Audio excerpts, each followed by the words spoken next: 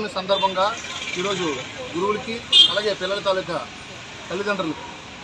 Mega parent teacher meeting ఏర్పాటు చేయాలని వారందరికీ ఏదైతే, ఎందుకంటే విద్యార్థుల్ని రాబోయే రోజుల్లో రేపటి తరానికి భవితని తీర్చిదిద్దే విద్యార్థుల కోసం తయారు చేయాలి. అలా తయారు చేయాలని అంటే విద్య నేర్పించిన గురువులకి అలాగే విద్యాలయాలకు పంపిస్తున్న తల్లిదండ్రులకి సమగ్ర అవగాహన ఉండాలని ఇలాంటి చక్కని కార్యక్రమం రూపొందించిన నారా లోకేష్ గారికి పదాభివందనం తెలియజేసుకుంటూ, ఈరోజు